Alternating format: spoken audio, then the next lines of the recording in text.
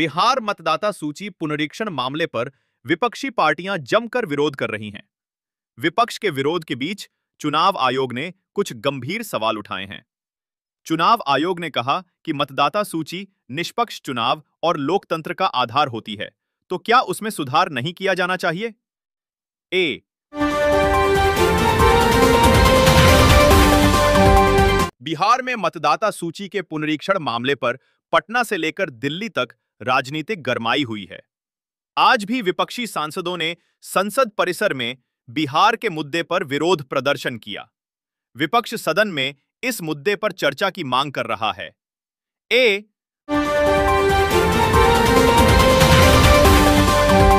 महाराष्ट्र के लातूर में एक 11वीं कक्षा के छात्र ने शिक्षा और स्वास्थ्य के प्रति जागरूकता फैलाने के लिए एक अनूठी पहल की। दरअसल छात्र अपने कॉलेज के पहले दिन 16 किलोमीटर दौड़कर कॉलेज पहुंचा। राज्य के शिक्षा विभाग ने भी छात्र की तारीफ की है और कहा कि इससे अन्य लोगों को भी प्रेरणा मिलेगी। छात्र राहुल राठौड़ बीते 6 वर्षों से वंचित वर्ग के लिए बनाए गए शेल्टर होम में रहता है।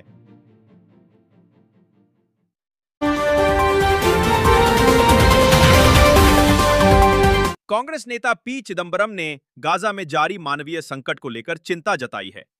उन्होंने कहा कि हर दिन महिलाएं और बच्चे मारे जा रहे हैं और 1000 से अधिक लोग सिर्फ भोजन की तलाश में मारे गए हैं। उन्होंने कहा कि दुनिया सो रही है और उसकी अंतरात्मा दफन हो चुकी है।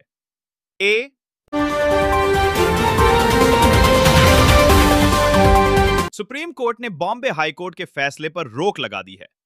बॉम्बे हाईकोर्ट ने 2006 के ट्रेन धमाका मामले के आरोपियों को राहत दी थी। आज अदालत ने महाराष्ट्र सरकार को नोटिस जारी कर जवाब मांगा। सर्वोच्च अदालत ने यह भी कहा कि फिलहाल रिहा किए गए आरोपियों को जेल नहीं भेजा जाएगा। द इनबेस इंटर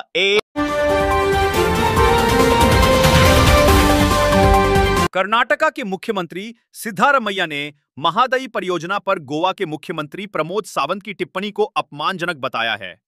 उन्होंने केंद्र की चुप्पी पर सवाल उठाए और इसे बैकडोर साजिश करार दिया। यह परियोजना उत्तर कर्नाटक के लिए जीवन रेखा मानी जा रही है। सिद्धारमैया ने चेतावनी दी कि कर्नाटक अपने जल अधिकार के लिए कानूनी, राजनीतिक और नैतिक लड़ाई लड़ेगा।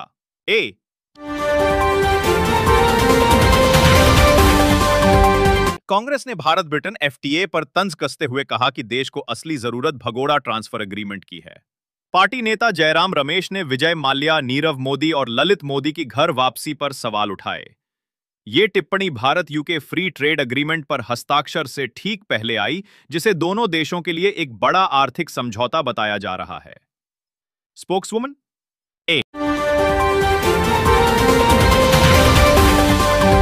भारत और इजरायल के बीच नई दिल्ली में रक्षा सहयोग पर अहम बैठक हुई। दोनों देशों ने दीर्घकालिक रणनीतिक साझेदारी को आगे बढ़ाने पर सहमति जताई। बैठक में पहलगाम और 7 अक्टूबर के आतंकी हमलों की निंदा की गई।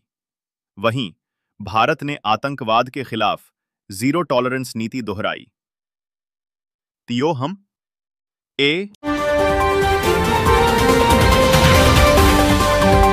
मणिपुर पुलिस और सुरक्षा बलों ने बीते 3 दिनों में एक बड़ी कार्रवाई करते हुए राज्य के 4 जिलों इंफाल वेस्ट, बिष्णुपुर, तेंगनोपाल और चंदेल से कुल 8 उग्रवादियों को गिरफ्तार किया है। सभी आरोपी प्रतिबंधित उग्रवादी संगठनों से जुड़े हैं और जबरन वसूली जैसी आपराधिक गतिविधियों में शामिल थे। पुलिस के अनुसार बुधवार को इंफाल वेस्ट के टाकयेल खोंगबाल और खुयाथोंग इलाके से कांगलीपाक कम्युनिस्ट पार्टी तैबंगनबा के 2 कैडर पकड़े गए।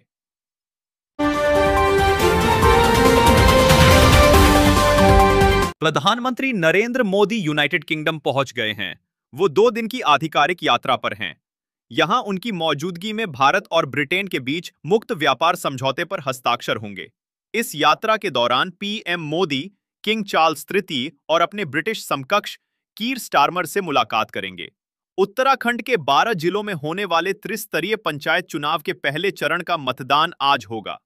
26 लाख से अधिक मतदाता 17,829 प्रत्याशियों के भाग्य को फैसला करेंगे। राज्य निर्वाचन आयुक्त सुशील कुमार ने बताया कि सभी पोलिंग पार्टियां बुधवार की देर शाम तक गंतव्य पर पहुंच गईं।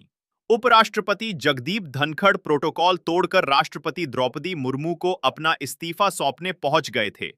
बिना पूर्व सूचना के पहुंचे धनखड़ को राष्ट्रपति भवन में आधे घंटे तक इंतजार करना पड़ा।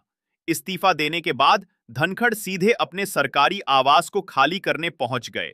प्रधानमंत्री नरेंद्र मोदी की ब्रिटेन यात्रा के दौरान 24 जुलाई को दोनों देशों के बीच होने वाले मुक्त व्यापार समझौते एफटीए के बाद भारत से ब्रिटेन को होने वाले 99% निर्यात पर शुल्क नहीं लगेगा। वाणिज्य एवं उद्योग मंत्रालय के अनुसार इस समझौते के कारण दोनों देशों के बीच व्यापार में जोरदार उछाल आएगा, क्योंकि भारत ब्रिटेन के बीच करीब 100% हिस्सा कर मुक्त हो जाएगा। पेपर रख और बोदांती माकतीमा अब्रेकली सोच में आयगार पार की दाम बा किया है मेरे